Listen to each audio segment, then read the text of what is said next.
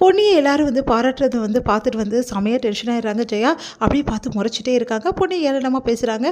இதையும் பாசிட்டிவாக பொன்னி எடுத்துக்கிறாங்க. அதனால் வந்து நம்ம சக்தி வந்து பொன்னியை பாராட்டுறாரு. இதெல்லாம் பார்க்கும்போது வந்து செம்ம கடுப்பாக இருக்குது பிரீத்திக்கு. அப்படியே முறைச்சி பார்த்துட்ருக்காங்க. எல்லாம் கொஞ்ச நாள் தான் உனக்கு இருக்குடி அப்படின்னு சொல்லிட்டு மனசை நினச்சிக்கிறாங்க. அடுத்து வந்து சரி ஓகே எல்லாம் முடிஞ்சிச்சுல கிளம்பலாம்ல அப்படின்னு சொல்லிட்டு ஜெயா சொன்னோன்னே எல்லாருமே கிளம்புறாங்க. அப்போ கரெக்டாக வந்து எதிர வந்து அந்த சித்தர் வந்து நிற்கிறாரு. அவரை பார்த்து எல்லாருமே வந்து ஆச்சரியமாக பார்க்குறாங்க. உடனே வந்து பார்க்குறாங்க. என்னப்பா என்ன வேணும், எதோ காசு தான் கொடுத்து விட்றா அப்படி சொல்லிட்டு கூட இருக்கவங்க சொல்கிறாங்க. அதெல்லாம் ஒன்றும் வேணாம் அப்படின்ற மாதிரி வந்து அவர் மறுக்கிறாரு.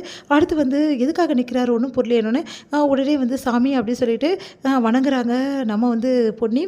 உடனே வந்து பொன்னியை பார்த்து சொல்கிறாரு, பயந்துட்டியா, பார்த்தியா பயம் இல்லாமல் பாடிட்ட, அந்த ஈசன் அருள் உனக்கு நிறைய இருக்குது, நீ கவலைப்படாத, உன்னை யாரும் வந்து ஜெயிக்கவே முடியாது, நீ ஜெயிக்க பிறந்தவ, அதனால் கவலைப்படாமல் இரு, நிறைய தீய சக்திகள் உன்னை எப்படியாவது வந்து குழியில் தள்ளணும் பார்க்கும், ஆனால் அந்த தீய சக்திகளை எதிர்த்து நீ ஜெயிப்ப அப்படின்னு சொன்னோன்னே பிரீத்தி அப்படியே முறைச்சி பார்க்குறாங்க.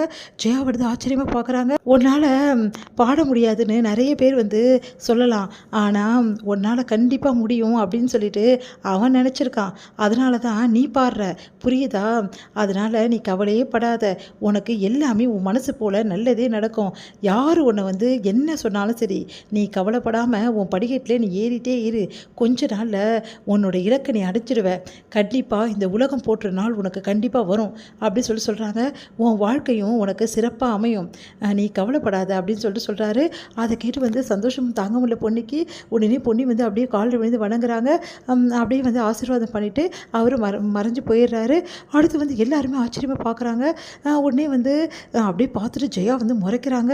உடனே வந்து சந்திரசேகர் சொல்கிறாரு, இவ்வளோ நாள் வந்து இந்த கோயிலுக்கு நம்ம வரோம், அந்த வந்து பெரியவர் வந்து யார்கிட்டையுமே பேசுனதே கிடையாது, நான் வந்து நிறைய வாட்டி அவரை பார்த்துருக்கேன், ஆனால் அவர்கிட்ட பேசணும்னு எவ்வளோ பேர் இங்கே இருக்கிறவங்களாம் வந்து போய் பார்ப்பாங்க, சித்தர்கிட்ட பேச முடியுமா அப்படின்னு சொல்லிட்டு, ஆனால் அவரே தேடி வந்து ஒரு சிலர்கிட்ட தான் பேசுவாராம்.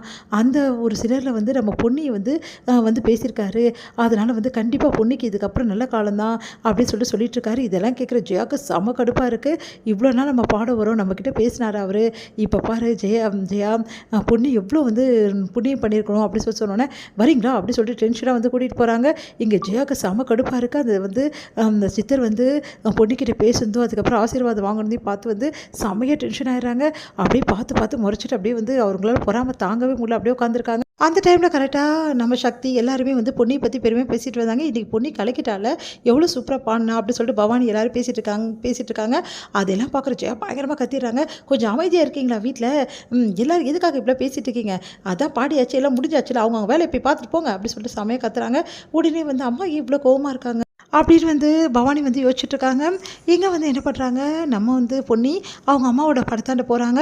போயிட்டு வந்து அம்மா நான் வந்து இது வரைக்கும் எவ்வளோ பயந்தேன் உனக்கே தெரியும்ல, நான் அவ்வளோ பயந்தேன், நான் இன்றைக்கி வந்து அவ்வளோ தைரியமாக எல்லோரும் முன்னாடி நின்று பாடியிருக்கேம்மா, எனக்கு எவ்வளோ சந்தோஷமாக இருக்குது தெரியுமா, இதுக்கெல்லாம் தைரியத்துக்கெல்லாம் காரணம் நீதாம்மா, அது மட்டும் கிடையாதுமா, இன்றைக்கி கோயிலில் சித்தர் சாமி எனக்கு ஆசீர்வாதம் பண்ணாருமா, உண்மையிலே நீயே வந்து நேரில் வந்து ஆசீர்வாதம் பண்ண மாதிரி அவ்வளோ சந்தோஷமாக இருந்ததுன்னு சொல்லிட்டு பொன்னி வந்து அழுது அவங்க அம்மா கிட்ட வேண்டிகிட்டு இருக்காங்க.